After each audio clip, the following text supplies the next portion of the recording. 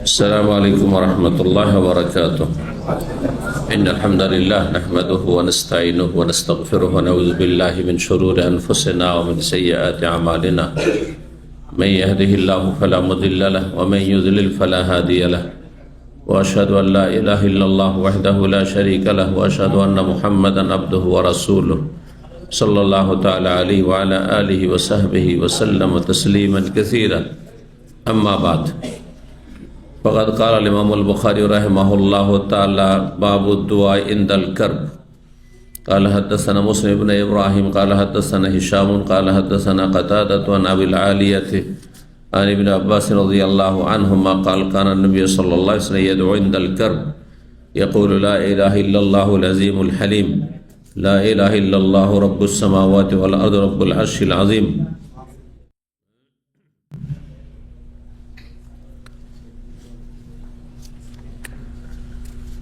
সম্মানিত ইফতার মাহফিলের উপস্থিতি, আল্লাহ রাব্বুল আলামিনের প্রশংসা এবং প্রিয় নবী সাল্লাল্লাহু আলাইহি সাল্লামের উপর সালাত ও সালামের পর আজ বৃহস্পতিবার 16 রমজান 1447 হিজরি মোতাবেক 5 মার্চ 2026 আমাদের ধারাবাহিক আলোচনা সহিহুল বুখারীর দোয়ার পর্ব নম্বর 8।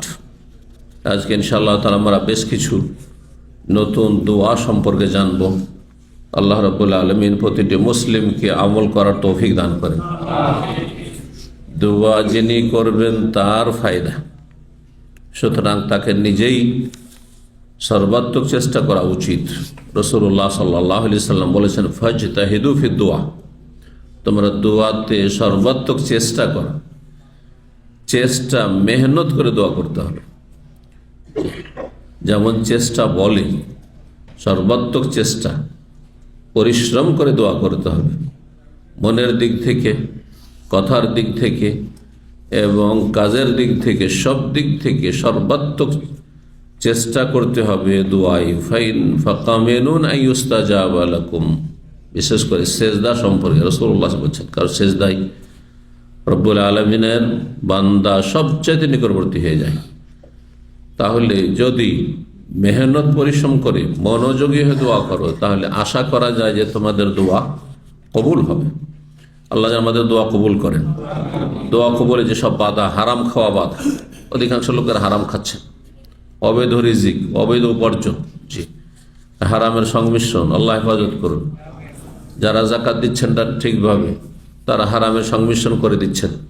যারা হারাম ব্যবসা বাণিজ্য করছেন অথবা বিভিন্ন অবৈধ পন্থায় রোজগার করছেন, এই জন্য দোয়া কবুল হয় না। এবং আল্লাহ রাব্বুল আলামিনের সাথে সম্পর্কহীন, সম্পর্ক না থাকলে কি করে শুনবেন রব্বুল আলামিন? যে 5 ওয়াক্ত নামাজ পড়ে না, সে আল্লাহর সাথে সম্পর্কহীন, তার কোনো সম্পর্ক নেই। 5 টাইম একজনের সাথে আমার দেখা হয়, আর কেউ মাসকে মাস দেখা করে না, সমান সম্পর্ক থাকবে? যতই খাতিরের হোক, সব খাতির ভুলে যাবে। কিছুদের মধ্যে সব খাতির সব শেষ হয়ে যাবে যখন দেখা সাক্ষাৎ হবে না, যোগাযোগ হবে না। হ্যাঁ, মাসকে মাস, বছরকে বছর, তখন এমনিতে ভুলে যাবেন। ঘনিষ্ঠ বন্ধু দূরে হয়ে যায়। কিন্তু যার সাথে দিনে 5 বার করে দেখা করছে, তার সাথে কেমন খাতির চিন্তা করুন আপনি। এসব উদাহরণ দিয়ে বোঝার চেষ্টা করবেন যে একজন নামাজি মানুষই রব্বুল আলামিনের কাছে দোয়া করার হক রাখে, যে সে আল্লাহকে শোনাবে কিছু, আল্লাহ শুনবেন তার কথা, কারণ তার একটা সম্পর্ক আছে। জি, এইভাবে গতকালকে বলেছি, বেদাতি তরিকায় দোয়া করা। হ্যাঁ হ্যাঁ, নবী পাকের ওসিলায়, বড় বড় হুজুরে কেবলা বুজরুগানের দিনের ওসিলায় দোয়া করা, এই যে বেদাতি দোয়াগুলো আমাদের সমাজে রয়েছে, এইসব দোয়া কবুল হয় না যদি আল্লাহর কাছে চাইছেন। আর এক শ্রেণীর লোক তো এর চাইতে বেশি সীমা লঙ্ঘন করে সরাসরি ওই সব বুজরুগের কাছেই চাইছে। গস, কুতুব, শাহজালাল, শাহ কোরআন, ওদের কাছেই চাইছে। বাবা খাজা বাবা, হ্যাঁ, বড় পীর, হ্যাঁ, জিলানি, তাদের কাছে চাইছে। এরা মুশরিক, এরা মুসলিম না, এরা মুশরিক, বহুত্ববাদী। জি, কারণ দুআই হচ্ছে সবচেয়ে গুরুত্বপূর্ণ ইবাদত। সহিহ মুসলিমের আদ-দুআউ হুয়াল ইবাদা, দুআই হচ্ছে আসল ইবাদত। আল্লাহকে ডাকাটাই হচ্ছে আসল ইবাদত। জি, সমস্ত ইবাদত বন্দেগীর উদ্দেশ্য হচ্ছে আল্লাহকে ডাকা, আল্লাহকে ডাকা। জি, রোজা রাখছেন কেন? আল্লাহর কথা সব সময় মনে আছে, সেই জন্য।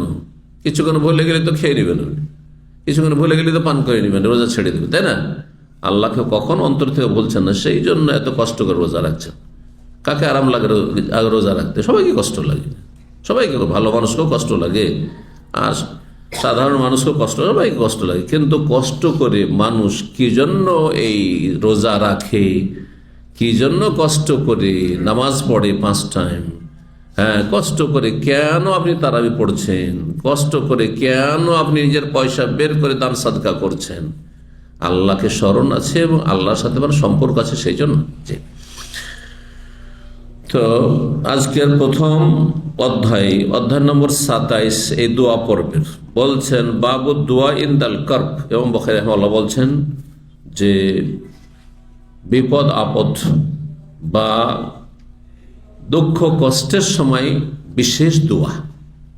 যখন আপনার দুঃখ কষ্ট থাকবে, মানসিক দুঃখ কষ্ট, শারীরিক দুঃখ কষ্ট, হ্যাঁ, অসুস্থতা, পারিবারিক দুঃখ কষ্ট, আর্থিক দুঃখ কষ্ট, বিভিন্ন রকমের দুঃখ কষ্ট হইতে পারে, আসমানি জমিন আজাব গজবের দুঃখ কষ্ট, হ্যাঁ, কারো হতাহত, প্রিয়জন আপনজনের হতাহতের দুঃখ কষ্ট, নিজে আপনি দুর্ঘটনার শিকার হয়েছেন আর কোনো বেঁচে গেছেন, দুঃখ কষ্ট, যে কোনো রকম মারাত্মক দুঃখ কষ্ট, সেটা মানসিক হোক, শারীরিক হোক, পারিবারিক হোক, আর্থিক হোক, যে কোনো রকমের দুঃখ কষ্ট হোক, দুঃখ কষ্টের সময় বিশেষ দোয়া শিখেছেন রাসূলুল্লাহ সাল্লাল্লাহু আলাইহি সাল্লাম।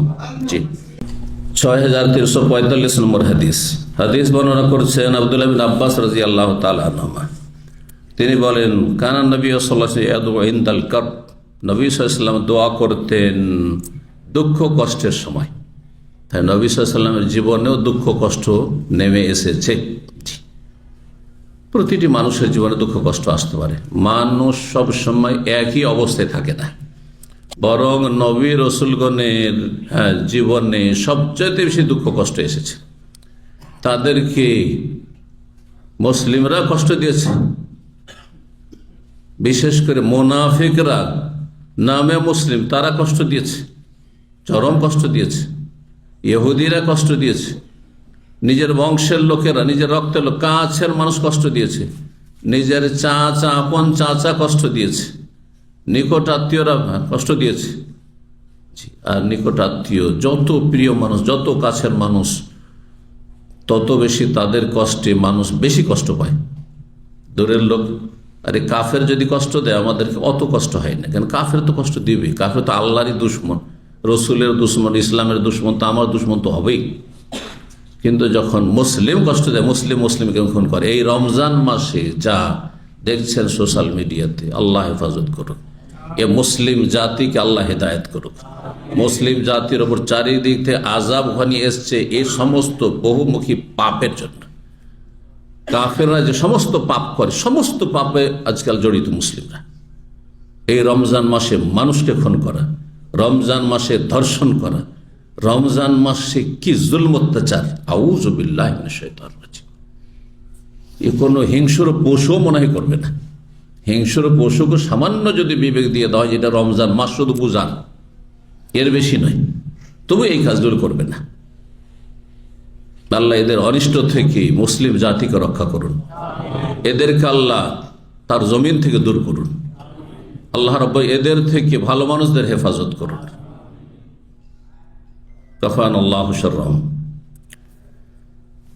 তো রাসূলুল্লাহ সাল্লাল্লাহু আলাইহি সাল্লামকে কষ্ট দিয়েছে তায়েফ, তাদের জাহান্নাম থেকে জান্নাতে নিয়ে যাওয়ার জন্য নবী সাল্লাল্লাহু আলাইহি সাল্লাম কষ্ট করে, তায়েফ থেকে মক্কা কত দূর, হ্যাঁ, কাছাকাছি 100 কিলোমিটার, আর সমস্ত পাহাড়ি রাস্তা, আজকালকার মতো নয় যে রোড রাস্তা হয়ে আছে।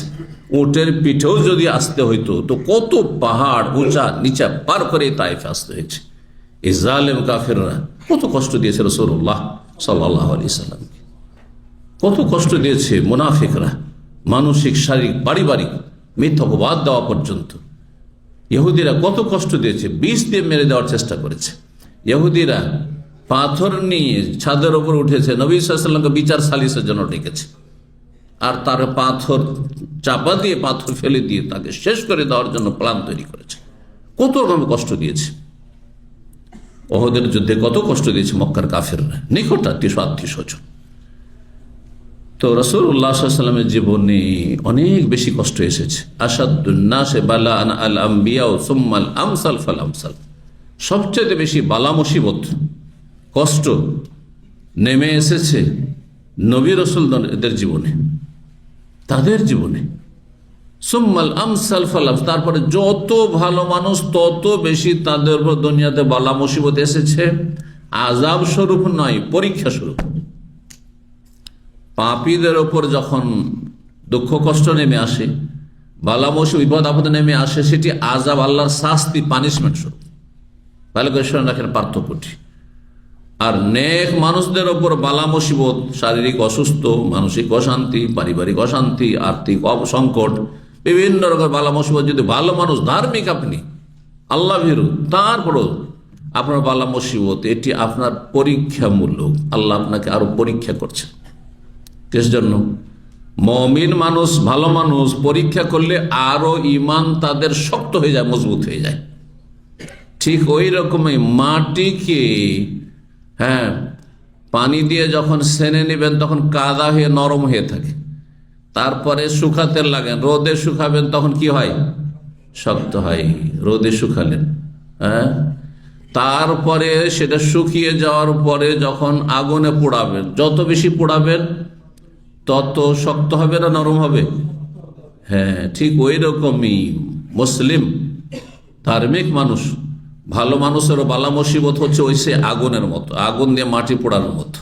কথা বোঝা গেছে? যত বেশি আপনি মাটিকে পোড়াবেন, শেষে ইট আর ইট থাকবে না, ঝামা হয়ে যাবে, ঠিক না? ওই রকমই এমন শক্ত ইমানের হয়ে যায় মুমিন মুসলিম বালা মুসিবতে, পরীক্ষায়, অসুখ বিসুখে, যে তখন মানুষ শয়তান, জিন শয়তান আর জান্নাতের রাস্তা থেকে তাকে বিচ্যুত করতে পারে না, কখনো বিভ্রান্ত হয় না, আরো বেশি শক্ত হয়ে যায়, আরো বেশি তার ইমানের উপর শক্ত হয়ে যায়। তো ওই রকম হইতে হবে। আপনি যদি ভালো মানুষ হন আর বালা মুসিবত থাকে, তো জানবেন আল্লাহ আপনাকে পরীক্ষা করছেন। আর পরীক্ষা গোটা বছর চলে না, বছরে 2বার 3বারই পরীক্ষা হয়। স্কুল, কলেজ, মাদ্রাসায় বছরে 2বার 3বারই মাঝে মধ্যেই পরীক্ষা হয়। হ্যাঁ, প্রতিদিন পরীক্ষা চলেন না। এই জন্য ইন্না মাল উসরে ইউসর, সারা জীবন বালা মুসিবত ভালো মানুষ থাকবে এমনটা হয় না। আর আযাব পাপিষ্ঠদের ওপর, কাফের ওপর, মুনাফিকের ওপর, বেদিনের ওপর, নামকে অস্তে মুসলিম যারা, তাদের ওপর যে আসে বালা মুসিবত আসে, সেগুলি তাদের জন্য আযাব। আর সে আযাব ভয়াবহ রূপ ধারণ করে, অনেক সময় সবকিছুকে সর্বনাশ করে ফেলে, সবকিছু সর্বনাশ করে ফেলে। পরীক্ষাতে সবকিছু সর্বনাশ হয় না।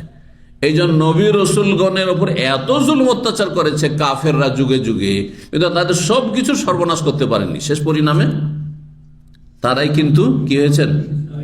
বিজয়ী হয়েছেন, সম্মানিত হয়েছেন, ঠিক না? আর কাফেরদের ইতিহাস যতই শক্তিশালী হোক না কেন, শেষ পরিণামে তারা ধ্বংস হয়েছে, নিশ্চিহ্ন হয়ে গেছে। কোথায় সে ফেরাউন আর ফেরাউনের সেনাবাহিনী? কোথায় কারুন আর কারুনের ধন সম্পদ?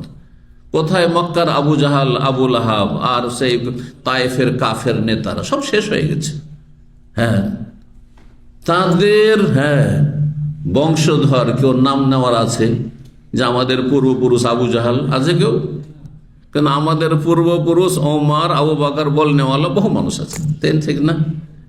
তাদের আদর্শের মানুষ আমরা সবাই, তাদের বংশের হই আর না হই। আর মিশামিশি এইসব পীরদের মতো, ভণ্ডদের মতো কখনো দাবি করবেন না আওলাদের রসুল। অধিকাংশ এরা জাল, অধিকাংশ এরা ধর্ম ব্যবসায়ী। জি, এটাকে আওলাদের রসুল কথাটিকে পুঁজি করে এরা দুনিয়া উপার্জন করতে চায়, যাতে করে ভক্তকুল আর মুরিদানদের সংখ্যা বাড়ে। বুঝতে পারছেন না?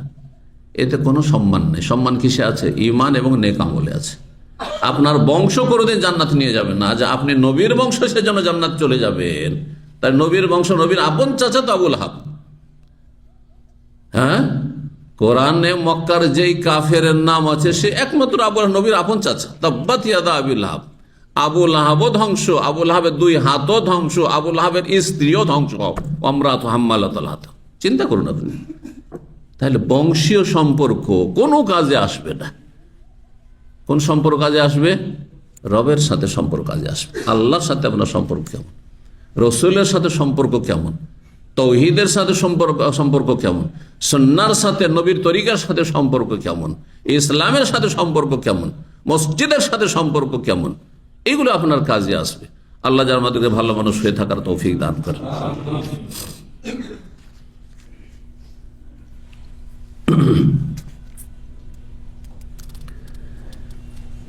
আব্দুল্লাহ বিন আব্বাস রাদিয়াল্লাহু তাআলা বলছেন যে নবী সাল্লাল্লাহু আলাইহি সাল্লাম দুঃখ কষ্টের সময় দোয়া করতেন, লা ইলাহা ইল্লাল্লাহুল আযীমুল হালিম।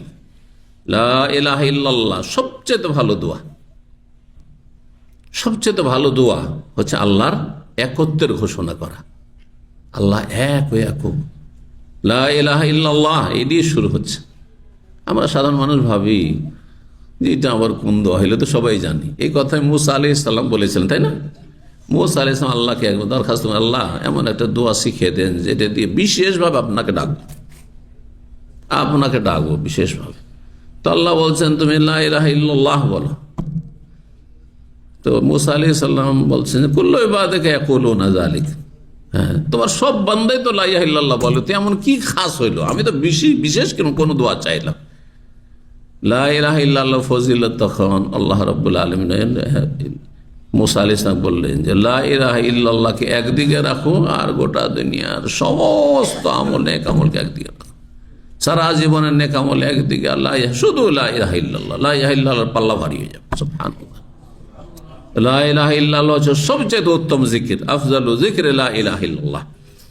আল্লাহর তৌহিদ, আল্লাহর একত্বের ঘোষণা, আল্লাহর সবচেয়ে বড় হক আদায় করা, যে আপনি আল্লাহর একত্বে বিশ্বাসী, আল্লাহর একত্ব প্রতিষ্ঠাকারী, আল্লাহ এক ও একক, হাজারে একজন মুসলিম আপনি বলছেন আল্লাহ এক, বাকি কেউ বলছে আল্লাহ তিন, কেউ বলছে আল্লাহ 33 কোটি, কারো 12 মাসে 13 পূজা, আর কারো শিরক কুফরি শেষ নাই, সব কিছুরই পূজা করে।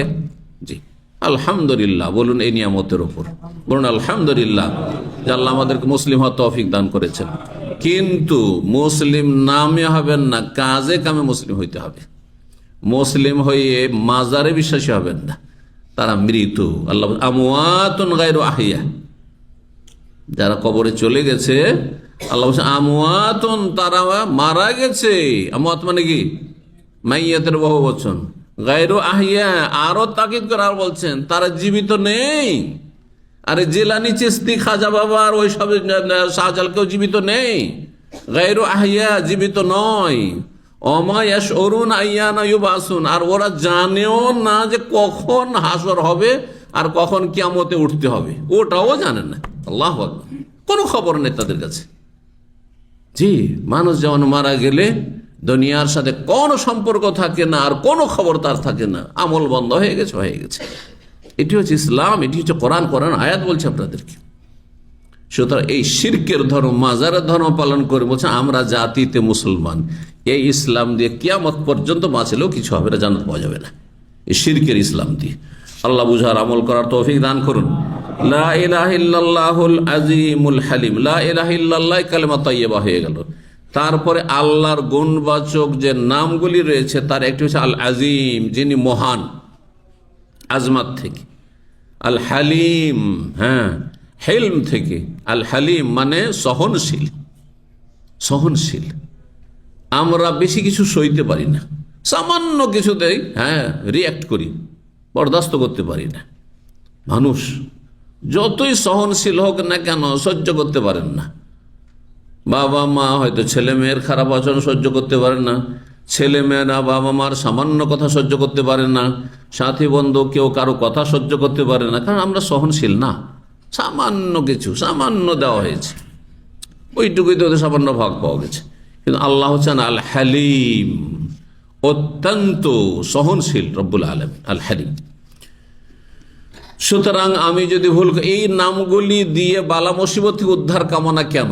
আল্লাহর কাছে কিন্তু কিছু চাইলেন না, এই দোয়াতে এমন কিছু চাওয়া নেই যে আল্লাহ তুমি বালা মুসিবত দূর করো, বিপদ দূর করো, আমাকে স্বস্তি দান, কিচ্ছু নেই। কি আছে? আল আজিম, আল্লাহ তুমি মহান, সব দিক থেকে যখন মহান, যিনি মহান হন তিনি ছোটখাটো বিষয়ে মানুষের ভুল ধরেন না। আর যদি মানুষ ভুল করে আর ভুল স্বীকার করে তো মন ছোট নয়, মহান ব্যক্তির মহান অন্তর থাকে, তাই না? সেই জন্য আল আজিম, আজমাতের সিফাত নিয়ে আসা হয়েছে। আর আল হালিম, আল্লাহ তুমি সহনশীল, অতি সহনশীল। সুতরাং যতই অন্যায় করি না কেন, যতই পাপ করি না কেন, যতই ভুল করি না কেন, আল্লাহ তুমি সহনশীল। সুতরাং তুমি আমাদের ওপর রহম করো, আমার বিপদ আপদ, বালা মুসিবত, কষ্ট দুঃখ দূর করো। লা ইলাহা ইল্লাল্লাহ রব্বুস সামাওয়াতি ওয়াল আরদি রব্বুল আরশিল আযীম। লা ইলাহা ইল্লাল্লাহ, আল্লাহর কোনো সত্য মাবুদ নেই, যিনি আকাশসমূহ এবং জমিনের, পৃথিবীর অধিপতি, রব, পালনকর্তা। ও রব্বুল আরশিল আযীম, এবং মহান আরশের যিনি রব, মহান আরশের যিনি মালিক। এইখানে বিপদ আপদের সময় যে দোয়াটি রয়েছে সেটি সংক্ষেপ করা হয়েছে, তারপরের হাদিসে বিস্তারিত 3টি বাক্য সহ আসছে। আব্দুল্লাহ বিন আব্বাস রাদিয়াল্লাহু তাআলা আনহু হতে বর্ণিত 6346 নম্বর হাদিস, বলছেন লা ইলাহা ইল্লাল্লাহ, বলছেন আন্না রাসূলুল্লাহ সাল্লাল্লাহু আলাইহি ওয়াসাল্লাম কানা ইয়াকুল ইনদাল কার, রাসূলুল্লাহ সাল্লাল্লাহু আলাইহি ওয়াসাল্লাম দুঃখ কষ্টের সময় বলতেন এই দোয়াটি, লা ইলাহা ইল্লাল্লাহুল আযীমুল হালিম। প্রথমে কি রয়েছে? লা ইলাহা ইল্লাল্লাহর পরে আল আযীম, আল হালিম। দ্বিতীয় হচ্ছে লা ইলাহা ইল্লাল্লাহু রব্বুল আরশিল আযীম, আল্লাহ ছাড়া কোনো সত্য মাবুদ নেই, যিনি মহান আরশের রব। যেমন আল্লাহ মহান আজিম, আল্লাহর আরশ হচ্ছে আজিম। লা ইলাহা ইল্লাল্লাহ, তৃতীয় বাক্য, লা ইলাহা ইল্লাল্লাহু রব্বুস সামাওয়াতি ওয়া রব্বুল আরদি ওয়া রব্বুল আরশিল কারীম। এই যে রব্বুল আরশিল কারীম এখানে অতিরিক্ত রয়েছে, যেটা আগের দোয়াটিতে ছিল না। সেজন্য বললাম এই দোয়াটি হচ্ছে পূর্ণাঙ্গ, এটা মুখস্থ করলে বেশি ভালো। লা ইলাহা ইল্লাল্লাহ, আল্লাহ ছাড়া কোনো সত্য মাবুদ নেই, রব্বুস সামাওয়াতি ওয়া রব্বুল আরদ, যিনি আসমান জমিনের রব, এবং যিনি রব্বুল আরশিল কারীম, সম্মানিত আরশের রব, সম্মানিত আরশের রব। 28 নম্বর অধ্যায়, বাবু তাউজ মিন জাহদিল বালা। এই অধ্যায় হচ্ছে কঠিন বিপদের কষ্ট থেকে আশ্রয় কামনার দোয়া। যখন কঠিন বিপদ আপদ আসবে, সেগুলি থেকে আশ্রয়, বা আসেনি অগ্রিম, এবং এখন যে আমরা যে সময়টা পার করছি তাতে আমাদের সামনে কঠিন বিপদ আপদ আসেনি, কিন্তু আসার সম্ভাবনা যে কোনো সময় রয়েছে। আল্লাহ যেন আপনাদের আমাদের সকলের হেফাজত করেন, সকল মুমিন মুসলিমের হেফাজত করেন। কাফের জালেমগুলিকে আল্লাহ ধ্বংস করেন, কাফেরকে কাফের দিয়ে ধ্বংস করেন, জালেমকে জালেম দিয়ে ধ্বংস করেন, আর মুমিন মুসলিম ভালো মানুষদেরকে তাদের মাঝে থেকে আল্লাহ যেন তার বিশেষ হেফাজতে রাখেন। তো কঠিন বিপদ আপদ চলে এসেছে, তারপরে আশ্রয় কামনা করা আর অগ্রিম আশ্রয় কামনা। সাধারণত আশ্রয় কামনা আগেই হয়, যে আল্লাহ রক্ষা চাইছে, আল্লাহ তুমি রক্ষা করো।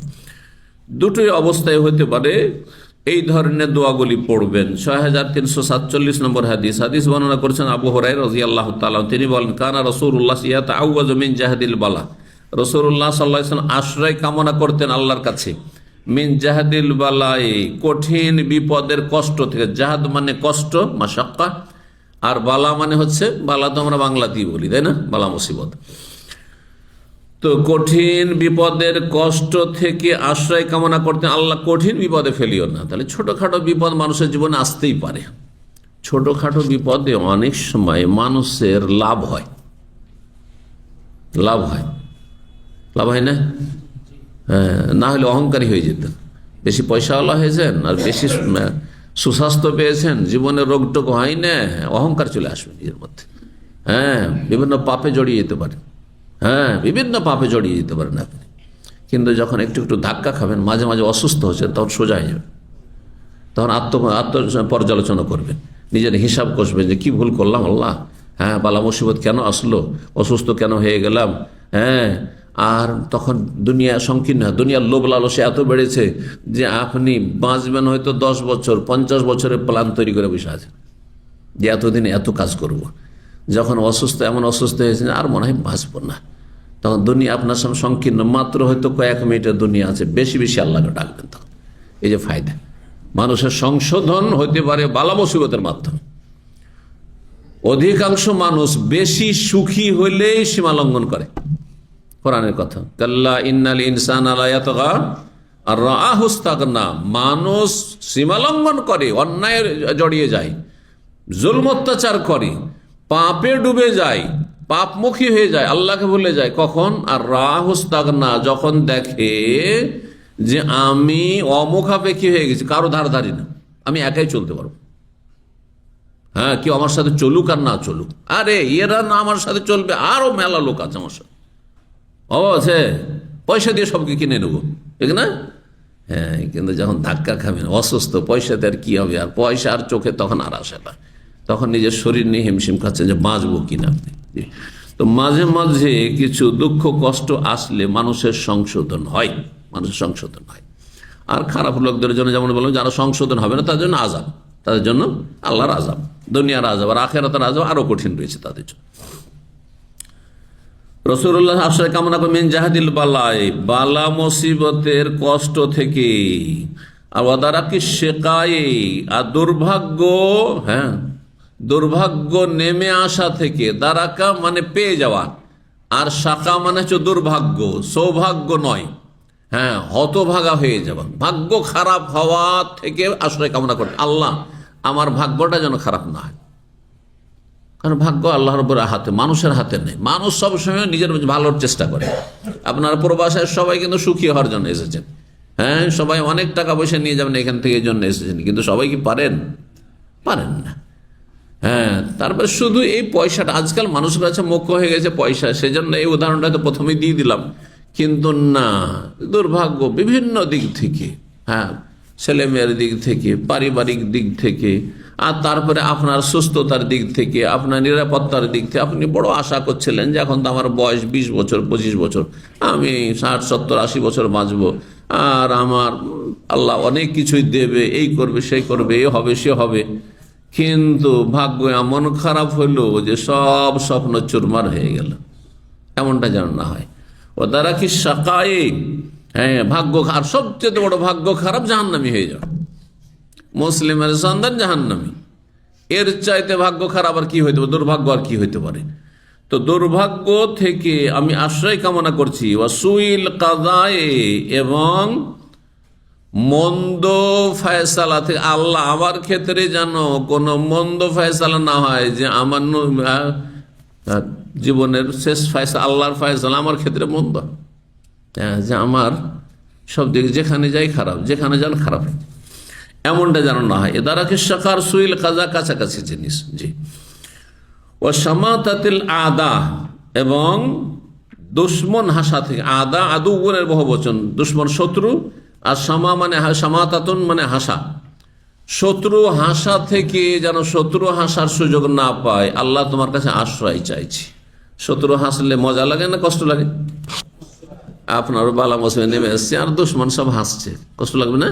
হ্যাঁ, তো আল্লাহ যেন দুশ্মন হাসার সুযোগ না পায়, দুশ্মন হাসার সুযোগ না পায়। এসছেন বিদেশে অনেক টাকা খরচ করে, আর গ্রামে অনেক হিংসুক আছে, অনেক হিংসুক আছে, আর গ্রামে তো হিংসা অনেক বেশি। দেশ থেকে হঠাৎ করে এখান থেকে যখন ফিরে চলে গেলেন একেবারে খালি হাতে, দুশ্মনগুলো সব হাসছে, হ্যাঁ ভালো হয়েছে, দেখো গিয়েছিল না, কত স্বপ্ন নিয়ে গেছে, ভালো হয়েছে। আল্লাহ যেন এই সুযোগ কাউকে না দেয়, কোনো হিংসুককে, কোনো শত্রুকে যেন এই সুযোগ না দেয়। জি। আল্লাহুম্মা ইন্নী আউযু বিকা, তাহলে কি বলবেন এই দোয়া? আল্লাহুম্মা ইন্নী আউযু বিকা মিন জাহদিল বালাই ওয়া দারাকিশ শাকায়ে ওয়া সুইল কাদায়ে ওয়া শামাতাতিল আদা, শামাতাতিল আদা। 29 নম্বর অধ্যায়, বাবু দোয়াইন নবী সাল্লাল্লাহু আলাইহি ওয়াসাল্লাম আল্লাহুম্মা রাফিকাল আ'লা। নবী সাল্লাল্লাহু আলাইহি ওয়াসাল্লাম দোয়া করতেন, হে আল্লাহ আমি সুউচ্চ বন্ধুকে পছন্দ করছি। এটি একটি অর্থ। আল্লাহুম্মা রাফিকাল আ'লা মানে ইখতারতুল বা আখতারু রাফিকাল আ'লা, আমি সুউচ্চ বন্ধুকে, সুমহান বন্ধুকে আমি পছন্দ করছি, চয়েস করছি, গ্রহণ করছি। বা বলতে পারেন শ্রেষ্ঠ বন্ধু, সুউচ্চ সুমহান, আলা মানে শ্রেষ্ঠ বলতে পারেন ভাব অর্থ। শ্রেষ্ঠ বন্ধুকে আমি পছন্দ করছি, আমার জন্য আমি চয়েস করছি, বেছে নিচ্ছি বা গ্রহণ করছি। আর কেউ কেউ বলেছেন যে না, আল্লাহুম্মা রাফিকাল আলা, অন্য রিওয়ায়াতে যেহেতু আল্লাহুম্মা আলহিকনি বির রাফিকিল আলা, আমাকে মিলিত করো, সেই জন্য এখানে আলহেকনি উজ্জ তারা বলেছেন, ইখতার তো বা আখতারও নয়। আল্লাহুম্মা আলহেকনি বির রফিকিল আলা, হে আল্লাহ আমাকে সুউচ্চ বা শ্রেষ্ঠ বন্ধুর সাথে মিলিত করো, তার সাথে আমাকে মিলিয়ে দাও, তার কাছে আমাকে পৌঁছিয়ে দাও। এখন সুউচ্চ, সুমহান বা শ্রেষ্ঠ বন্ধু বলতে কাকে বুঝিয়েছে রাসূলুল্লাহ সাল্লাল্লাহু আলাইহি সাল্লাম? জি হ্যাঁ, একটি ব্যাখ্যা এটি, কারণ আল্লাহর একটি নাম হচ্ছে আর রফিক। হাদিসে রয়েছে ইন্নাল্লাহ রফিকুন ইউহিব্বুর রিফকা ফিল আমরি, আল্লাহ হচ্ছেন নম্র, সুতরাং তোমাদের নম্র আচরণ আল্লাহ পছন্দ করেন। তো এই রফিকুল আলা মানে আল্লাহ তুমি তোমার সাথে মিলিত করো, তোমার সাথে মিলিত করো। আমি দুনিয়াকে আমি পছন্দ করছি না, তোমার কাছে চলে যাওয়াই পছন্দ করছি। তারপরে এটা মৃত্যু কামনা নয়। ঘটনা হচ্ছে যে আম্বিয়া রসুলগণের মরণ অতক্ষণ পর্যন্ত আসতো না যতক্ষণ পর্যন্ত তাদেরকে আল্লাহ অপশন না দিতেন। অপশন বুঝেন মানে স্বাধীনতা। কি স্বাধীনতা? যে দুনিয়া আরো থাকতে চাও নাকি আসতে চাও। মরতে তো একদিন হবে, কিন্তু সারা জীবন কিন্তু কেউ থাকার জন্য আসেনি। নবী রসুলও চাইলেও সেটা হইতো না, আল্লাহর ফায়দা, একমাত্র আল্লাহ ছাড়া, তাই না? কুল্লু মান আলাইহা ফান ওয়ায়াবকা ওয়াজহু রাব্বিকা যুল জালালি ওয়াল ইকরাম, সূরা রহমান। হ্যাঁ, সমস্ত কিছু ধ্বংসশীল, সবাই চলে যাবে, একমাত্র থাকবেন কে? ওয়াজহু রাব্বিক, আল্লাহ থাকবেন। আল্লাহ থাকবেন, আল্লাহর চেহারা বলে আল্লাহ সত্তাকে উদ্দেশ্য করা হয়েছে, কিন্তু আল্লাহর চেহারা আছে বলেই ওয়াজহুন বলা হয়েছে। ওয়াজহুন মানে কি? চেহারা। তো আল্লাহর চেহারা আছে বলে আল্লাহ ওয়াজহু রাব্বিকা বলেছেন। আল্লাহ চেহারা নেই। দুনিয়াতে যে জিনিসটা নেই অথচ বলে সেটা একমাত্র একটি জিনিস, আমরাও বলি কি? ঘোড়ার ডিম। ঘোড়ার ডিম হয় না, কিন্তু মানুষ কি বলে? ঘোড়ার ডিম। ঘোড়ার ডিম মানে জিরো, তাই না? হ্যাঁ, তো কোরআনে আল্লাহ বলছেন আল্লাহর চেহারার কথা, আর আপনি বলেন না চেহারা না, চেহারা না সত্তা। আল্লাহর হাতের কথা, তাবারাকাল্লাযী বিয়াদিহিল মুলক, ইয়াদ বলছেন যে আল্লাহর হাত নেই, ক্ষমতা। তার মানে এগুলোকে সব ঘোড়ার ডিম বানিয়ে দিলেন নাকি? এই আশআরি মাতুরিদি সুফি ভণ্ডদের এই ভ্রান্ত আকীদা যে আল্লাহর এসব কিচ্ছু নেই। আচ্ছা বলুন তো, হ্যাঁ, যদি কারো হাত না থাকে ওকে কি বলে? টুন্ডা বলেন না? টুন্ডা হওয়াটা ভালো গুণ না দোষ? তা আল্লাহ দূষিত নাকি? আল্লাহর হাত নেই? নাউযুবিল্লাহ, আল্লাহর হাত আছে, এর আগে বলেছি। কিন্তু কার মতো? ভালো করে মুখস্থ, কার মতো? আল্লাহর মতো আল্লাহর হাত। বুঝতে পারছেন না? অস্বীকার করাও কুফরি, আবার বলছি, আর তুলনা করাও কুফরি। যদি বলে আল্লাহর হাত মানুষের মতো, তাহলে সে কাফের। বুঝতে পারছেন না? তুলনা কেন করে সৃষ্টির সাথে স্রষ্টাকে? আর যদি বলে না না আল্লাহর হাত নেই, আসলে এখানে কুদরতি হাত, কুদরতি হাত, কুদরতি পায়। যে বক্তা এক শ্রেণীর বলছে দেশে যে আল্লাহর কুদরতি পায় আমরা নামাজ পড়ি, তখন সেজদা করি, এটা কুফরি কথা। ভালো কথা, এগুলো কুফরি কথা। কিন্তু এইসব বক্তাদের ইসলামের মৌলিক আকীদা সম্পর্কে তেমন জ্ঞান নেই, বাস ভাইরাল বক্তা। আপনি ভাবছেন বিশাল আল্লামা হয়তো, বুঝতে পারছেন না? কোরআন বলছে আল্লাহর হাত আছে, আপনি কুদরত বানাবার অধিকারটা কোথায় পেলেন? বুঝতে পারছেন? হ্যাঁ, হাদিসে পায়ের কথা আছে, পা আছে, পা বলে আল্লাহর পা আল্লাহর মতো, আপনি কুদরতি পা কেন বললেন? আপনি এই অধিকার কে দিল? কোন একটি দলিল আছে? একটি হাদিস আছে যে কুদরত শব্দটি আছে? হ্যাঁ, কুদরতি হাত, কুদরতি পা। হ্যাঁ, আল্লাহর চোখ বলে আল্লাহর চোখ নেই। চোখ না থাকলে কি হয়? কানা না হয় অন্ধ, তাই না? হ্যাঁ, এক চোখ না থাকলে কানা, দুই চোখ না থাকলে অন্ধ। তাহলে আল্লাহর মধ্যে দোষ আছে নাকি? নাউযুবিল্লাহ। তাহলে আল্লাহর চোখ আছে, আল্লাহর চোখ আল্লাহর মতো। ভালো করে আকীদাগুলি এই আরব দেশ থেকে শিখে যান, যাতে করে দেশে গিয়ে এই বিদাতি মোল্লারা গোমরাহ না করতে পারে আপনাদের। কোরআন স্পষ্ট আছে, ওয়ালা তুসনা আলা আইনি, হে মূসা তুমি আমার চোখের সামনে যাতে লালিত পালিত হও। বলছে আল্লাহর চোখ নেই। আল্লাহর চোখ মানে রক্ষণাবেক্ষণ। আর এইসব কুফরি কথাকে তো বানিয়ে নিলেন। এগুলো গুমরাহি আকীদা, এগুলো মানুষকে ইসলাম থেকে বের করে দেবে। আল্লাহর চোখকে অস্বীকার করাও কাফের হয়ে যায়, আর আল্লাহর চোখ মানুষের মতো বা কারো মতো তুলনা করলেও কাফের হয়ে যায়। দুই গুমরাহি থেকে বেঁচে থাকবেন। আল্লাহর যা আছে আল্লাহ বলেছেন তা আছে, আমরা নিজের পক্ষতে বলবো না। এটা ফর্মুলা শেখেন। আল্লাহ কোরআনে যা বলেছেন আছে তা আছে। আল্লাহর যেসব থাকার কথা আল্লাহ বলেছেন আল্লাহর মতো আছে।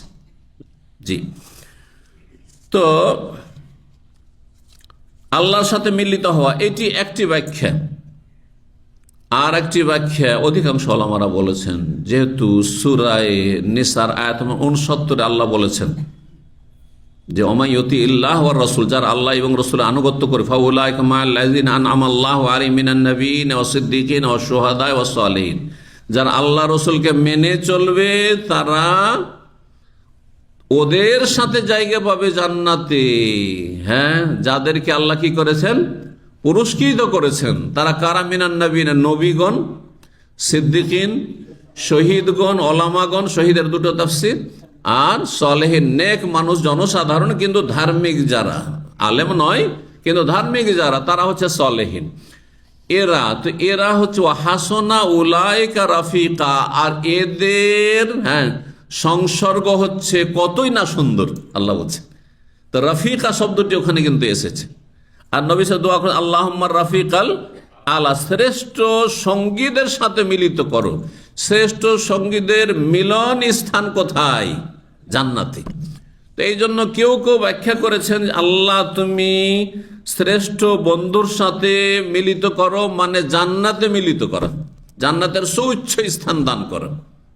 দ্বিতীয় তাফসির হয়ে গেল। এক আল্লাহর তাফসির বললাম রফিক মানে রফিকুল আলা, আর একটি হলো জান্নাত। কেউ বলছেন না নবীগণ, কারণ নবীগণ সবচাইতে শ্রেষ্ঠ বন্ধু, নবীদের সাথে মিলিত করো, শহীদদের সাথে মিলিত করো, সিদ্দিকিনদের সাথে মিলিত করো। এইভাবে ওলামারা ব্যাখ্যা করেছেন। তাহলে এই দুয়ার ব্যাখ্যা কয়েকটি হইতে পারে। আল্লাহর সাথে মিলিত করো, জান্নাতে আমাদেরকে মিলিত করো, আম্বিয়াগণের সাথে মিলিত করো, অথবা আম্বিয়া, নবী, সিদ্দিকিন, শুহাদা, সালেহিন সবার সাথে মিলিত করো, যারা জান্নাতি তাদের সাথে আমাদেরকে একত্রিত করো। 6348 নম্বর হাদিস বর্ণনা করছেন সাঈদ ইবনে মুসাইয়্যিব এবং উরওয়া ইবনে যাবের, দুইজনে প্রখ্যাত তাবেঈ। ফি রিজালিম মিন আহলি ইলম, কয়েকজন তাবেঈন ওলামাদের মধ্য থেকে তারা বর্ণনা করছেন বা তাদের সাথে মিলে বর্ণনা করছেন মা আয়েশা রাদিয়াল্লাহু তাআলা আনহা থেকে। তিনি বলেন কানা রাসূলুল্লাহ ইয়াকুল ওয়া হুয়া সাহিহ, রাসূলুল্লাহ সাল্লাল্লাহু আলাইহি ওয়াসাল্লাম যখন সুস্থ ছিলেন, সুস্থ অবস্থায় বলতেন, এই কথাটি বলতেন কি, লাম ইউখবাজ নাবিয়্যুন কাত্তু হাত্তা ইয়ারা মাকাদাহু মিনাল জান্নাতি সুম্মা ইউখায়্যারু, কোন নবীর আত্মা আল্লাহ গ্রহণ করেন না, রূহ কবজ করেন না, যতক্ষণ পর্যন্ত তাকে বা তিনি জান্নাতে তার নিজের স্থান দেখে না নেন। জান্নাত দেখিয়ে দেয় আল্লাহ রাব্বুল আলামিন প্রত্যেক নবীকে। আল্লাহ তাদের ইন্তেকালের আগে জান্নাতের তাদের আসল জায়গায়, যে স্থান যেখানে জান্নাতে অবস্থান করবে, জান্নাত দেখিয়ে দেন। আর তারপরে বলে এই যে জান্নাত দেখিয়ে দিলাম, এখন এই জান্নাতে যেতে চাও নাকি দুনিয়াতে আরো কিছুদিন থাকতে চাও? সুম্মা ইউখায়্যারু, তারপরে তাদেরকে স্বাধীনতা দেওয়া হয়, অপশন দেওয়া হয় যে এখন কি করবে করো, থাকবে, আরো আয়ু নিবে, দীর্ঘায়িত হবে, নাকি আসবে এই জান্নাতে, এই যে দেখে নাও জান্নাত। জি, আমরাও মনে হয় জান্নাত দেখলে আর থাকতে চাইতাম না, কিন্তু জান্নাতের সামনে আমাদের কত যে পর্দা ফেলে রেখেছে মানুষ শয়তান, জিন শয়তান, দুনিয়ার লোভ লালসা, আর ছেলে মেয়ের মহব্বত, আর প্রিয়জনদের মহব্বত, যার ফলে দুনিয়া মনে হচ্ছে এত কষ্টে আছি, তাও মনে হচ্ছে আর মরতে চাই নাকি, মরতে চান? যদি স্বপ্নে দেখে না যে আমি জান্নাতি, তাও যে মরতে চাইবেন না, আরো থাকি, যাবো জান্নাত পরে যাব, ঠিক না? জি হ্যাঁ, কারণ আমাদের সামনে যদিও আমরা ইয়াকিনের সাথে বিশ্বাস করছি জান্নাত জাহান্নাম আছে, তবু কিন্তু পর্দা পড়ে আছে, আর দুনিয়ার লোভ লালসা মোহ মেতে আছে আমরা ওতে, যার ফলে এখান থেকে আমরা সহজে যেতে চাইছি না। যখন নিরুপায়, আর উপায় নেই, এখন তো মালাকুল মউত চলে আসছে, তখনই আমরা যাব, ঠিক না? এই জন্য মানুষ এত লোভী। ইন্নাল ইনসানা খুলিকা হালুয়া, অথচ মানুষ তার জীবনের মুখ্য উদ্দেশ্যকে ভুলে যাচ্ছে, আর তারপরে গন্তব্যস্থানকে ভুলে যাচ্ছে, জান্নাত। যে জান্নাত একবার আদম আলাইহিস সালামকে আল্লাহ দেখিয়ে দিয়ে এটা জানিয়ে দিয়েছেন যে এইটি তোমাদের জায়গা, যদি তোমরা আল্লাহর মনোনীত দিনের উপর প্রতিষ্ঠিত থাকো তো এই জায়গা তোমাদের। আর তারপরে যাও দুনিয়া কর্ম করে এসো, মেহনত পরিশ্রম করে আমল করে এসে আবার ওই জায়গা হাসিল করো। বলছেন সুস্থ অবস্থায় নবী সাল্লাল্লাহু আলাইহি ওয়াসাল্লাম এই কথাটি বলতেন।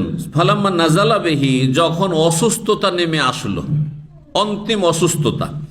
ও রাসু আলা ফাখজি, সেই সময় নবী সাল্লাল্লাহু আলাইহি ওয়াসাল্লামের মোবারক মাথা আমার রানের ওপর ছিল। মা আয়েশা রাদিয়াল্লাহু রানের ওপর মাথা দিয়ে, হ্যাঁ, বালিশের মতো করে মাথা দিয়ে শুয়েছিলেন শেষ অবস্থায়। বসি আলাইহি সাতান, কিছুক্ষণের জন্য নবী সাল্লাল্লাহু আলাইহি সাল্লাম জ্ঞান হারিয়ে ফেললেন, বেহুশ হয়ে গেলেন।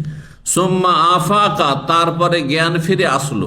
ফাআশখাসা বাসারু ইলা সাকফে, তারপরে ছাদের দিকে তাকালেন, এইভাবে ছাদের দিকে তাকালেন। সুম্মা কালা, বললেন আল্লাহুম্মা রাফিকাল আলা, হে আল্লাহ শ্রেষ্ঠ বন্ধুর সাথে তুমি আমাকে মিলিত করো, বা আমি শ্রেষ্ঠ বন্ধুকে বেছে নিলাম, পছন্দ করে নিলাম। কারণ ওই সময় নবী সাল্লাল্লাহু আলাইহি ওয়াসাল্লামকে কি করা হচ্ছে?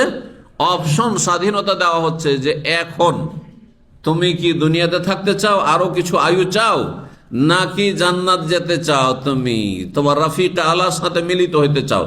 তখন তিনি এই দোয়াটি বলেন, আল্লাহুম্মা রাফিকিল আলা, হে আল্লাহ আমি রাফিকে আলার সাথে মিলিত হতে চাই। কুলতু, এই কথা যেমনই নবী সাল্লাল্লাহু আলাইহি ওয়াসাল্লামের মোবারক জবান দিয়ে বের হইল, মা আয়েশা বলছেন এটা শোনার পরে আমি টের পেয়ে গেলাম যে এজান লা ইয়াখতার, তাহলে আর আমাদেরকে নবী সাল্লাল্লাহু আলাইহি ওয়াসাল্লাম চয়েস করলেন না। যখন অপশন আল্লাহ দিলেন, তখন আর দুনিয়া স্ত্রীদের সাথে আরো কিছুদিন থাকি এটা আর চয়েস করলেন, আমাদেরকে ছেড়ে তিনি জান্নাতে আল্লাহর সাথে মিলিত হতে চাইছেন, আম্বিয়া রসুলগণ সিদ্দিকিন শুহাদাদের সাথে মিলিত হতে চাইছেন। ও আলেম তো, আর আমরা নিশ্চয় জানতে পারলাম, আন্নাহুল হাদিস আল্লাযী কানা ইউহাদ্দিসু ওয়া হুয়া সাহিহ, যে সেই হাদিসের কথা তখন বুঝতে পারলাম যে সুস্থ অবস্থায় যে হাদিসটি নবী সাল্লাল্লাহু আলাইহি ওয়াসাল্লাম বর্ণনা করতেন, কি যে কোন নবীকে, হ্যাঁ, তার মৃত্যুর পূর্বে কি করা হয়? স্বাধীনতা দেওয়া হয়, জান্নাতে তার স্থান দেখিয়ে দিয়ে।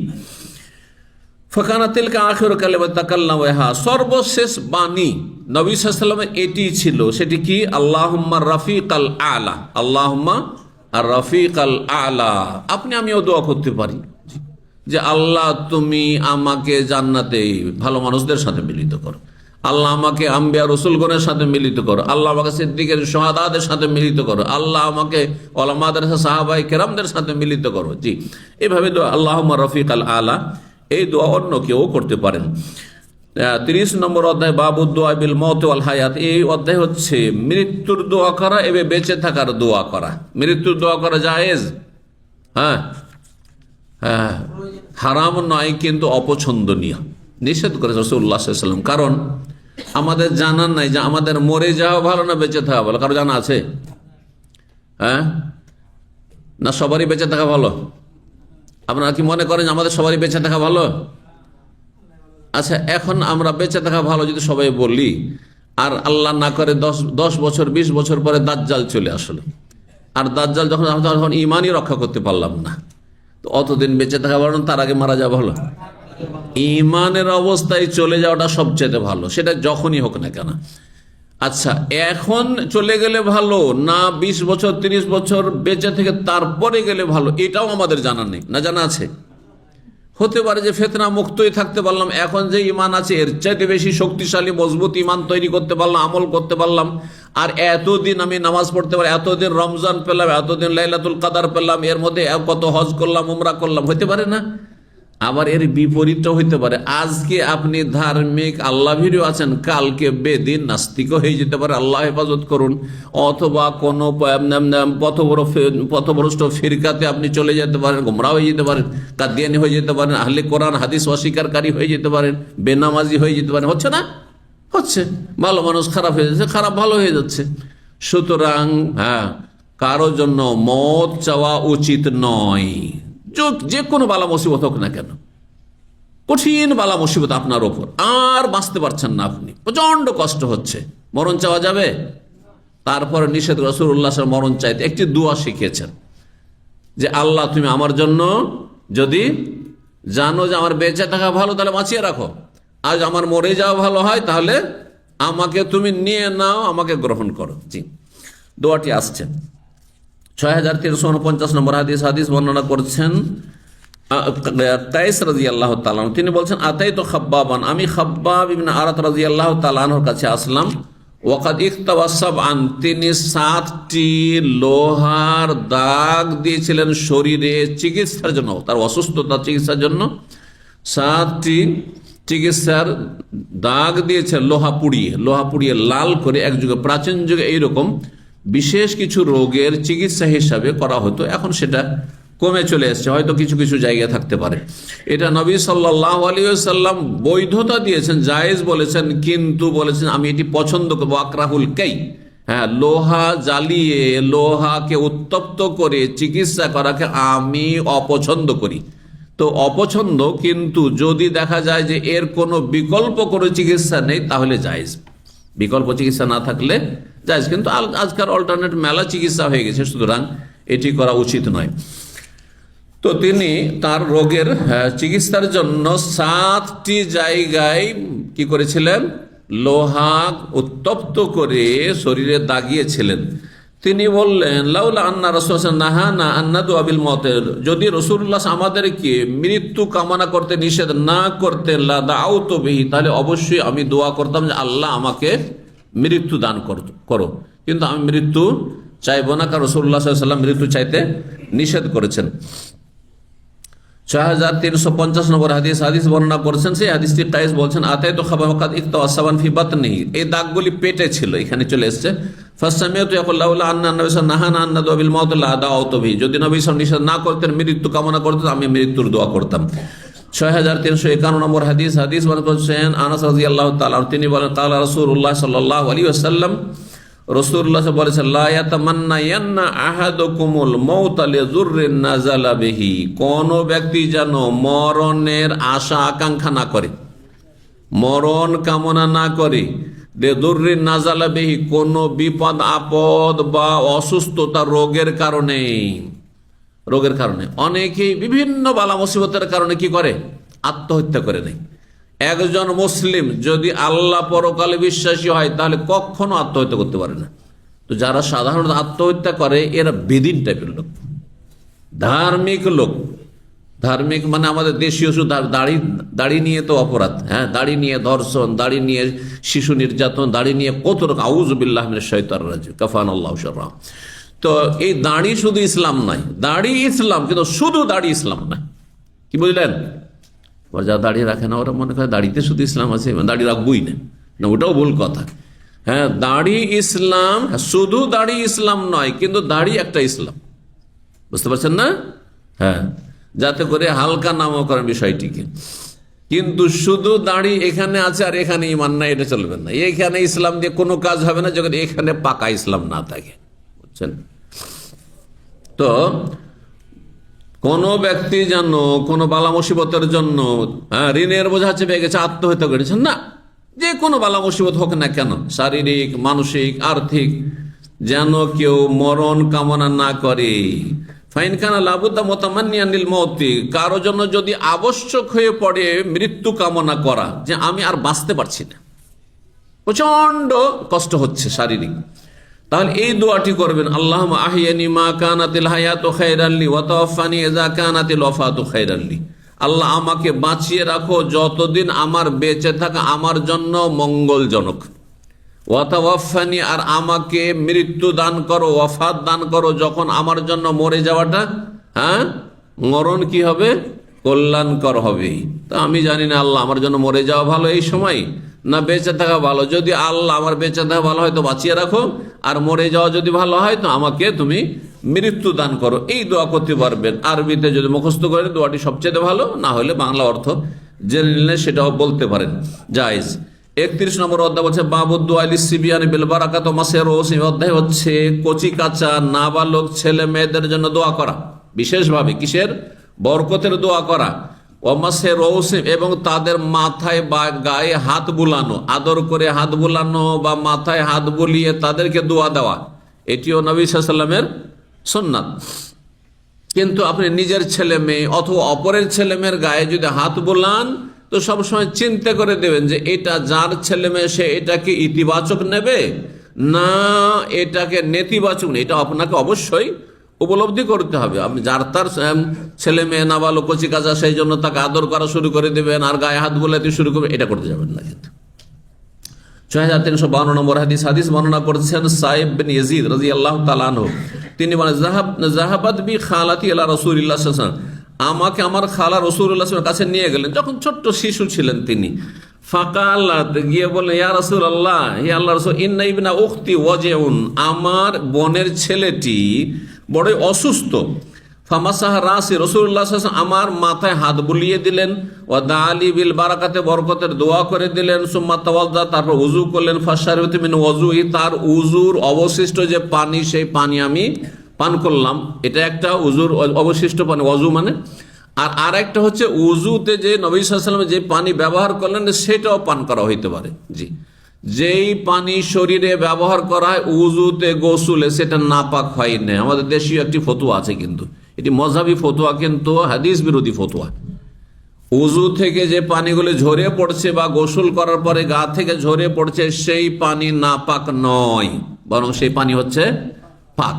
সেই পানি হচ্ছে পাক। এখন সেই পানি দিয়ে আবার প্রয়োজন যদি উযু করার হয় আর অন্য পানি না থাকে, তখন করবে। না হলে এমনি এমনি আপনার পানি আছে পর্যাপ্ত, আর যেই পানি একবার ব্যবহার করে সেই পানি আবার ব্যবহার করার কোনো প্রয়োজন নেই, কিন্তু নাপাক নয়। জি, গুনাহ ঝরলে নাপাক হয়ে যায় না, এই যুক্তিতে মুক্তি খুঁজলে হবে না, বুঝছেন না? জি, বহু দলিল রয়েছে, এখানে সময় নেই, না হলে আমি দলিল বলতাম।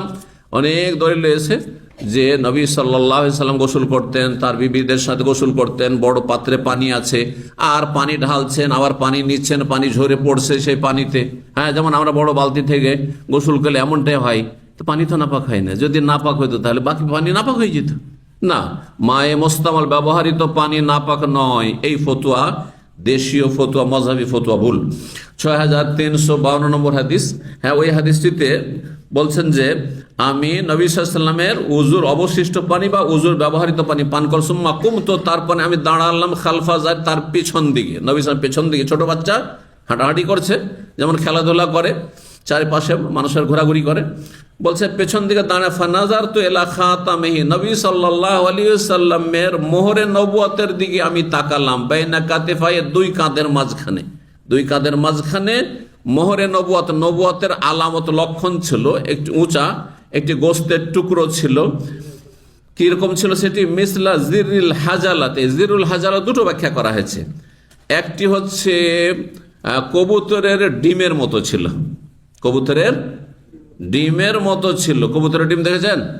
আশা করি দেখেছেন, গ্রামে গঞ্জে বাসা। কবুতরের ডিমের মতো একটু উঁচা হয়েছিল গোস্ত। আর আরেকটি ব্যাখ্যা হচ্ছে জিররুন মানে বোতাম, আর হাজালা মানে হচ্ছে যে আপনার খাটকে সৌন্দর্যের জন্য, যেই খাটকে সাজানো হয় কন্যের জন্য, বর আর কন্যের জন্য সাজানো হয়, সেই খাটকে যে ঘেরা হয় আপনার কাপড় দিয়ে, হ্যাঁ, সুসজ্জিত করা হয়, তাতে কিছু বোতাম থাকে, বোতাম থাকে বন্ধ করার জন্য, সেই বোতামের মতো তখনকার যুগে সেই বোতাম ব্যবহার করা হইতো। সেজন্য বলছে খাটের চাঁদোয়ার ঝালরের বোতামের মতো সেই আপনার মোহরে নবুয়ত ছিল। অথবা জিররুন মানে ডিম, আর হাজালা মানে হচ্ছে কবুতর, কবুতরের ডিমের মতো। 6353 নম্বর হাদিস। হাদিস বর্ণনা করছেন আবু আকিল, তিনি বলছেন আন্নাহু কানা ইয়াখরুজু বিহি জাদ্দুহু আব্দুল্লাহ বিন হিশাম মিনাস সুক, বলছেন তার দাদা আব্দুল্লাহ বিন হিশাম বাজার থেকে তাকে নিয়ে বেরোতেন অথবা বাজারে যেতেন। ফায়াস্তাইদ, খাবার খরিদ করতেন। ফায়াল কাহিবিন আব্দুল্লাহ বিন জুবাইর, আব্দুল্লাহ বিন ওমর তার সাথে মোলাকাত করতেন, মানে তার দাদা আব্দুল্লাহ বিন হিশামের সাথে। আর এই দুইজনে গিয়ে তাকে বলতেন, আশরেক না, আমাকে তোমার ব্যবসায়, আমাদেরকে তোমার ব্যবসাতে শরিক করে নাও, মানে পার্টনার করে নাও। কেন? এই জন্য যে নবী সাল্লাল্লাহু আলাইহি ওয়াসাল্লাম আব্দুল্লাহ বিন হিশামকে বরকতের দোয়া দিয়েছিলেন। এমন দোয়া কবুল হয়েছিল আব্দুল্লাহ বিন হিশামের ব্যবসা বাণিজ্যের ক্ষেত্রে নবী সাল্লাল্লাহু আলাইহি ওয়াসাল্লামের, যে প্রতিদিন ও অনেক বেশি লাভবান হইতো, অনেক বেশি লাভবান হতো। ওর সাথে যারা পার্টনারশিপ থাকতো তারাও লাভবান হইতো। এই জন্য ইবনে জুবাইর, আব্দুল্লাহ বিন জুবাইর ইবনে ওমর বলতেন, আমাদেরকে শরিক করে নাও। কারণ ফাইন্না নাফসা আল্লাহকা বিল বারাকাতে, নবী সাল্লাল্লাহু তোমার জন্য বরকতের দোয়া করে দে। ফায়ুশরিকুহুম, উনিও শরিক করে নিতেন সাথী সঙ্গী সাহাবায়ে কেরামদের। ফারুব্বামা আসাবার রাহিলা কামা হিয়া, কখনো কখনো প্রতিদিন সন্ধ্যাবেলা ফিরে আসছেন হাট বাজার থেকে, গোটা একটা উটের পিঠে বোঝাই করা মাল সামাল লাভবান হয়ে আসতেন তিনি। ফায়াবাসু বিহা ইলাল মানজিল, আর সেটা বাড়িতে পাঠিয়ে দিতেন, হ্যাঁ, লভ্যাংশ। এত লাভবান হইতেন। 6354 নম্বর হাদিস। হাদিস বর্ণনা করছেন মাহমুদ বিন রাবি, তিনি ছোট ছেলে ছিলেন, বলছেন যে ওয়াহুয়াল্লাযী মাজ্জা রাসূলুল্লাহ ফি ওয়াজহিহি, এই মাহমুদ বিন রাবিব এমন এক ব্যক্তি যে রাসূলুল্লাহ সাল্লাল্লাহু আলাইহি ওয়াসাল্লাম তার মুখমণ্ডলে কুলি করে পানি ছিটিয়েছিলেন। কুলির পানি ছিটিয়েছে, কুলির পানি সেটা বুঝেন তো, মুখ থেকে ছিটানো, ছিটিয়েছেন রাসূলুল্লাহ সাল্লাল্লাহু আলাইহি ওয়াসাল্লাম। কখন? ওয়াহুয়া গোলামুন, যেই সময় এই মাহমুদ ভাই ছোট্ট বালক ছিল, কয়েক বছরের, মিনবেরি, তাদের কূপের, নবী সাল্লাল্লাহু আলাইহি ওয়াসাল্লাম তাদের কূপের পানি থেকে উজু করেছেন, কুলি করেছেন, আর ছোট বাচ্চাকে আদর করে তার মুখে বা শরীরে পানি ছিটিয়েছেন, পানি ছিটিয়েছেন। জি, পানি ছিটানো, মুখ থেকে কুলি করে পানি ছিটানো, এটা তো যদি আপনি এমনি সাধারণ করেন তো এটা তো আদবের খেলাফ, তাই না? কিন্তু আদর করে ছোট বাচ্চাদের করা যায় না? নিজের আপনি নাতিকে করতে পারেন না? অবশ্য নাতি নাতিনকে করতে পারবেন, নিজের আদরের ছেলে মেয়েদেরকে করতে পারবেন, জি, প্রিয়জনদের করতে পারবেন, ছোটদেরকে, কচি কাচাদেরকে, তাই করেছে রাসূলুল্লাহ। তারপর রাসূলুল্লাহ সাল্লাল্লাহু আলাইহি ওয়াসাল্লাম কুলিতে বরকত রয়েছে, সেই বরকতের কথা এখানে রয়েছে। 6355 নম্বর হাদিস, হাদিস বর্ণনা করছেন আয়েশা রাদিয়াল্লাহু তাআলা আনহা। তিনি বলেন, নবী সাল্লাল্লাহু আলাইহি ওয়াসাল্লামের কাছে নিয়ে আসা হয়তো নাবালক ছেলে মেয়েদেরকে, ফায়াদুল, তাদের জন্য দোয়া করে দিতেন। তাহলে যে কোনো কচি কাঁচা বাচ্চাদেরকে নিয়ে আসা হয়, নবী সাল্লাল্লাহু আলাইহি ওয়াসাল্লাম তাদেরকে বরকতের দোয়া করে দিতেন। ফাউতিয়া বিসাবিন, একবার একটি নাবালক ছেলেকে নিয়ে আসা হলো, একেবারে দুধ পানকারী, 2 বছরের নিচে ছেলের বয়স ছিল। ফাবালা আলা সাবি, কোলে নিতে মাত্রই বাচ্চা পেশাব করে দিয়েছে নবী সাল্লাল্লাহু আলাইহি ওয়াসাল্লামের কাপড়ে বা শরীরে পেশাব করে। ফাদা আবে মাইন, পানি নিয়ে ডাকলেন। ফাতবাহু ইয়াহু ওয়ালাম ইয়াগসিলহু, নবী সাল্লাল্লাহু আলাইহি ওয়াসাল্লাম তারপরে ওই পেশাবের জায়গায়, ছেলে সন্তান ছিল, শিশু ছিল, পানি ছিটিয়ে দিলেন। ওয়ালাম ইয়াগসিলহু, ধুইলেন না। ধৌত, ওয়ালাম ইয়াগসিলহু, বুখারীর হাদিস স্পষ্ট, কি করলেন না? ধৌত করলেন না। এই জন্য সঠিক মত হচ্ছে আপনার স্তন্য পানকারী, দুধ পানকারী বাচ্চাদের ক্ষেত্রে, ছেলে সন্তানের ক্ষেত্রে যদি 2 বছরের নিচে বয়স হয় আর তার মূল খাবার ও আপনার দুধ হয়, মানে অন্য খাবার বেবি ফুড না হয়ে যায়, মূল খাবার যদি দুধ হয়, মায়ের দুধ, তাহলে যদি পেশাব করে দেয় কাপড়ে, ছেলে সন্তান কি করা যাবে? পানি ছিটিয়ে দিলেই পাক পবিত্র হয়ে যাবে, কাপড় ধোয়া লাগবে না। পক্ষান্তরে যদি কন্যা সন্তান, মেয়ে সন্তান হয়, তাহলে ধুইতে হবে। হিকমত আল্লাহ ভালো জানেন, কিন্তু ওলামারা বলেছেন যে ছেলে সন্তান যখন পেশাব করে তখন গোটা কাপড়ে পানি, আপনার পেশাব ছিটে যেতে পারে, গোটা কাপড়ে পেশাব ছিটে যেতে পারে। এখন সেটাকে যদি ধৌত করা যায়, যদি ধৌত করা যায়, তাহলে গোটা কাপড়টাই ধুইতে হচ্ছে। আজকালকার মতো নয় যে আমার কাছে মেলা কাপড় আছে, এটা বদলে দেন আরো কয়েক কাপড় আছে, তাই না? তখন হয়তো 1টি বা 2টি কাপড় আছে, ওই কাপড়ে আছে, আর কাপড় নেই। গোটা কাপড়টা ধুয়ে দিলে ভিজা কাপড় নিয়ে থাকা যাবে, মানুষ অসুস্থ হয়ে যাবে, তাই না? আর হয়তো অন্য কোনো কাপড়ও থাকতো না। সেই জন্য হালকা করা হয়েছে যে গোটা কাপড়ে যখন ছিটে গেছে আপনার ছেলে সন্তানের পেশাব, আর সেটা দুধ পানের বয়সে আছে, তাতে বেশি কোনো দুর্গন্ধও নাই, সুতরাং পানি ছিটিয়ে দেওয়া যথেষ্ট। না পাক অবশ্যই, এবার এই নয় যে সে পেশাব পাক, কখনো বলবেন না পেশাব পাক, পেশাব না পাক, কিন্তু না পাকি হালকা হওয়ার কারণে পানি ছিটিয়ে দেওয়া যথেষ্ট ছেলে সন্তানের পেশাবের ক্ষেত্রে। পক্ষান্তরে কন্যা সন্তান যখন পেশাব করে এক জায়গায় সাধারণত থাকে, গোটা কাপড়ে সাধারণত ছিটে যায় না, সেজন্য সেই জায়গাটুকু ধুয়ে দেওয়া যথেষ্ট। এই জন্য সেই ক্ষেত্রে হাদিসে, অন্য হাদিসে রয়েছে ইউগসালু মিন বাউলিল জারিয়াতে ওয়া ইউরাশশু মিন বাউলিল গোলাম, যদি মেয়ে সন্তান, আপনার দুধ পান করা মেয়ে সন্তান যদি পেশাব করে তাহলে ধুইতে হবে, আর যদি ছেলে সন্তান পেশাব করে তাহলে কি করতে হবে? ইউরাশশু, পানি ছিটিয়ে দেওয়াই যথেষ্ট হবে।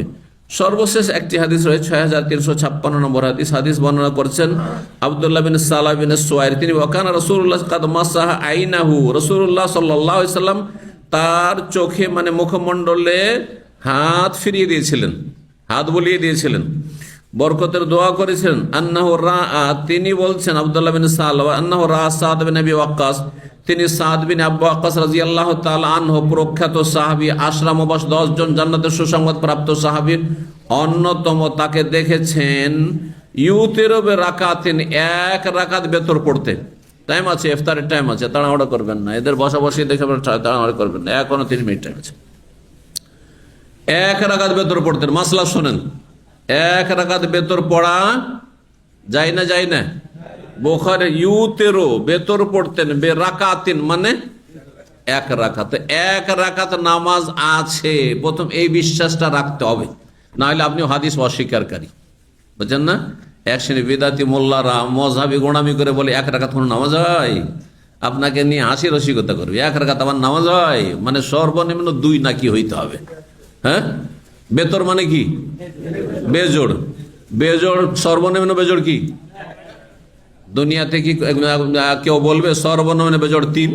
হ্যাঁ, সর্বনিম্ন বেজোড় 1। সুতরাং 1ও বেতর পড়তে পারেন, 3ও পড়তে পারেন, 5ও পড়তে পারেন, 7ও পড়তে পারেন, 9ও পড়তে পারেন, 11ও পড়তে পারেন। অধিকাংশ সময় 11 পড়ে। নবী সাল্লাল্লাহু আলাইহি ওয়াসাল্লাম 13 হাদিস এর আগে কয়েক সপ্তাহে বা কয়েকদিন আগে গিয়েছে, 13ও পড়তে পারেন, কোনো অসুবিধা নেই। জি, বিভিন্ন ভাবে আল্লাহ রব্বুল যেন কবুল করেন এবং আমলের তৌফিক দান করেন, গুনাহ খাতা মাফ করেন। আল্লাহ রব্বুল আলামিনের কাছে দোয়া করে আল্লাহ রব্বুল আপনাদেরকে দিন দুনিয়ার সার্বিক কল্যাণ, রহমত, বরকত যেন দান করেন। যেসব ভাইদের কাজকর্ম নেই আল্লাহ যেন তাদের রুজিতে বরকত দান, কাজকর্মের ব্যবস্থা করে দেন এবং আল্লাহ যেন সহজ করেন। যারা অসুস্থ তাদেরকে আল্লাহ শেফা দান করেন। আল্লাহ মুসলিমদের আল্লাহ হেফাজত করেন, জালেমদেরকে আল্লাহ ধ্বংস করেন। রব্বানা আতিনা ফিদ দুনিয়া হাসানা ওয়া ফিল আখিরাতি হাসানা ওয়া কিনা আযাবান নার। রব্বানা তাকাব্বাল মিন্না ইন্নাকা আনতাস সামিউল আলিম ওয়া তুব আলাইনা ইন্নাকা আনতাত তাওয়াবুর রহিম। সুবহান রাব্বিকা রাব্বিল ইজ্জাতি আম্মা ইয়াসিফুন ওয়া সালামুন আলাল মুরসালিন ওয়ালহামদুলিল্লাহি রাব্বিল আলামিন।